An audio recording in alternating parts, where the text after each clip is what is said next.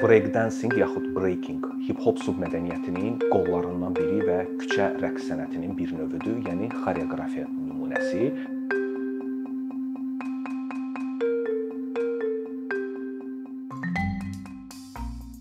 Bu küçə rəqsinin adını b-boying, breaking, breakdancing kimi təqdim edirlər.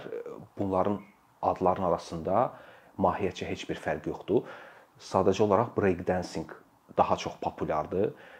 Bunun səbəbi ona görə belədir ki, jurnalistlər və sənətşünaslar, tənqidçilər çaşqınlıq yaratmasın deyə break və breaking ifadələri ingiliscə çox məna ifadə edir. Söhbətin məhz bu rəqsdən getməsi aydın olsun deyə breakdancing kimi təqdim ediblər. Amma məqsədə uyğun olar ki, biz elə bu sənətin puristləri kimi bunun adını breaking, bu rəqsin ifaçılarını isə b-boy və yaxud b-girl adlandıraq. Bunun yaranması, formalaşması, inkişafı və bugünə qədər gələn o bütün hadisələrin, prosesləri yəni ciddi mənbələrə istinad etmək lazımdır. Mən çalışacağam ki, danışdıqca bu mənbələrin adını çəkim, həm də əlavə məlumat almaq istəyən olsa tapıb məlumatlana bilər. Bunlardan biri David Tube adlı musiqiçi və musiqi tənqidçisidir. O müxtəlif vaxtlarda Rap Attack adlı 3 kitab yazıb və düzdür, bu kitablarda əsas xətt rap musiqisi olsa da, breaking rəqsi haqqında da maraqlı məlumatlar var, faydalı məlumatlar var, xüsusilə də ikinci hissədə. Daha bir müəllif hip-hop tənqidçisi Jeff Chang adlı müəllifdir. Bu 2005-ci ildə Can't Stop, Won't Stop adlı bir kitab yazıb və bu kitab daha fundamental sayılır. Məsələ ondan gedir ki, Chang bunun baniləri, yaradıcıları ilə şəxsən görüşüb və onların o dilindən çıxan faktları qələmə alıb kitabda əks etdirib. Daha sonra 80-ci illərin əvvəllərində Wild Style adlı bir film var. Çox unikal, qəşəng filmdir. Bu da hip-hopa aid filmdir və burada heç bir peşəkar aktyor oynamayıb. Bu hamısı bunların hip-hop nümayəndələri, qrafiti çəkənlər, b-boylar, yaxud reperlər, DJ-lər çəkiliblər. Və bir neçə başqa istinadlar da var. Danışıq əsnasında çalışacağam ki, onlardan da nümunə çəkim. Bu rəqsin yaranması aiddir 1970-ci illərin birinci yarısına. Yaranma yeri isə Amerika Birləşmiş Ştatları, New York və New Yorkun Bronx borosu. Bunun qurucuları, yaradıcıları Afro-Amerikalılar olublar. Bu Afro-Amerikalılar müxtəlif ölkələrdən, Yamayka, Trinidad və Tobago, Puerto Rico və digər ölkələrdən 60-cı illərdə New Yorka köçən mühacir ailələrindən olan yeniyetmələr idi. Və bu yeniyetmələrdən biri də əsl adı Clive Campbell, ləqəbi isə Kool Herc olan bir DJ idi. Biz bir neçə mənbədən bunun yaradıcısının Kool Herc olduğunu və onun necə bu rəqsi ərsəyə gətirdiyini görə bilərik. 70-ci illərin əvvəllərindən başlayaraq New Yorkda bir DJing dalğası yarandı. Kool Herc'in əsasını qoyduğu və daha sonra onun sələfləri və tələbələri Kool Herc'in ardınca bunu kütləviləşdirirdilər və bu geniş yayılırdı üzü 70-ci illərin sonlarına doğru. Həmin bu DJ-lərin təşkil etdiyi tədbirlərdə və Kool Herc'in ideyasına əsasən belə bir rəqs kollektivləri yarandı. Qızlardan ibarət rəqqaslara b-girl'lar, oğlanlardan ibarət rəqqaslara isə b-boylar deyirdilər. Və bu rəqslərin əsasını Kool Herc 60-cı illərdə Amerikanın daha çox qərb hissəsində populyar olan funk style rəqslərdən götürmüşdü. Yəni bu rəqslərə biz up-rock, popping, locking, elektro-buqalo və digər rəqsləri misal göstərə bilərik. Kool Herc həmin o rəqslərin quruluşunu götürüb tətbiq etmişdi öz rəqqaslarına. Belə bir fərq var idi ki, b-boy və b-girl'larda üstəlik akrobatik elementlər də mövcud idi. Yəni funk style rəqslərə biz diqqət etsək, onların ayaq üstə müəyyən bədənin elastiki belə hərəkətlərini görə bilərik. Amma breakingdə daha çox yer, döşəmə ilə kontakt və daha belə mürəkkəb akrobatik elementlər var. İlk rəqqaslar 70-ci illərin ortalarında elə bəzən DJ-lərin özləri olurdu. Kool Herc'in sələfləri, məsələn Clark Kent, Coco LaRock və digərləri və ilk yaranan qruplardan biri The Legendary Twins adlı iki əkiz qardaşdan ibarət bir qrup idi. Amma daha sonralar bunun yeni elementləri əlavə etməklə, bunu kütləviləşdirməklə Rocksteady Crew adlı qrupun böyük bir zəhmət olmuşdu və 80-ci illərin əvvəllərində bunlar dünya turnesinə çıxanda artıq dünyanın əksər ölkəsinə bu yayılmağa başladı və hətta SSR-yə qədər gəlib çatdı. SSR kimi qapalı bir ölkəyə. Amma hip-hopun digər qollarına nisbətən breaking rəqsinin özünü təsdiq etməsi və bir növ pasport alması ləngiyib.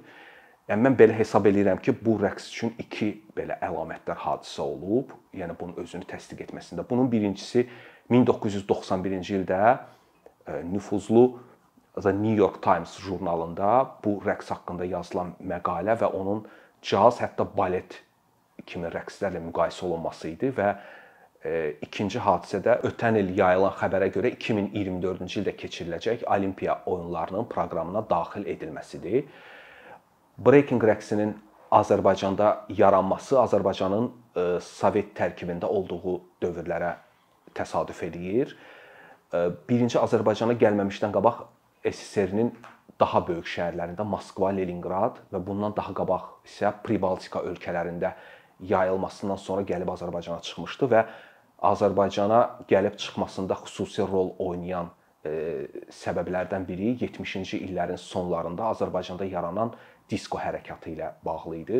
80-ci illərin əvvəllərindən başlayaraq Bakı şəhərində diskotekaların kütləviləşməsi, geniş yayılması ilə əlaqədar olaraq bu rəqs növü də məhz orada yaranıb, inkişaf eləməyə başlayırdı və 80-ci illərin ortalarında SSR-də yaranan glasnost, yenidən qurma siyasətinin gətirdiyi demokratik abu-hava və senzuranın qismən azaldılması ilə bu rəqs artıq kütləvi informasiya vasitələrinə də yol açmağa başladı və bir çox filmlərdə, tamaşalarda, kliplərdə artıq aşkar şəkildə nümayiş olunurdu. Məsələn, 1989-cu ildə çəkilən Əlaqə bədii filmində bu rəqsin elementləri görə bilərik. Daha sonra Yaşıl eynəkli adam tamaşasında da var breaking rəqsi. Sonra bir neçə klipdə və Gülüş sanatoriyası tamaşasında da bu rəqs elementlərini biz görə bilərik. Və Azərbaycanda 80-ci illərin ikinci yarısında meydana gələn bu qruplar əksər hallarda həm rap ifa edirdilər, həm də breaking rəqsini nümayiş etdirirdilər və bu ənənə 90-ların ortalarına qədər davam eləmişdi. 80-ci illərin ikinci yarısında məsələn belə qruplar vardı, Texas və Rap Road qrupları. Onların yəni səs yazıları gəlib günümüzə qədər gəlib çatmayıb. 80-ci illərdə bu həm SSR-nin digər respublikalarında, həm Azərbaycanda bu dərəcədə populyarlaşsa da, o zaman yanlış terminlər yaranmışdı. Bu rusca verxni break deyirdilər, bir də nijni break, üst break və alt break deyirdilər. Yəni bu ifadələr əslində məlumatın azlığından, yəni informasiya əlçatmazlığı olduğu üçün bu cür yəni belə yanlış informasiyalar formalaşmışdı. Amma əslində üst break, o verxni break deyilən rəqslər əsasən funk style rəqslər idi. Bayaq qeyd elədiyim kimi daha çox popping, locking və robot stillərində olan rəqslər idi. Və o aşağı break isə o bayaq dediyim kimi akrobatik elementləri olan və bizim bildiyimiz breaking rəqsləri idi. Və 90-cı illərdə artıq informasiyalar gəldikcə, yəni bunun məktəbləri yaranmağa başladı və Bakıda ilk məktəb 1998-ci ildə yaranmışdı. 2000-ci illərin əvvəllərində mən də həvəskar şəkildə bu rəqs növü ilə məşğul olmuşam.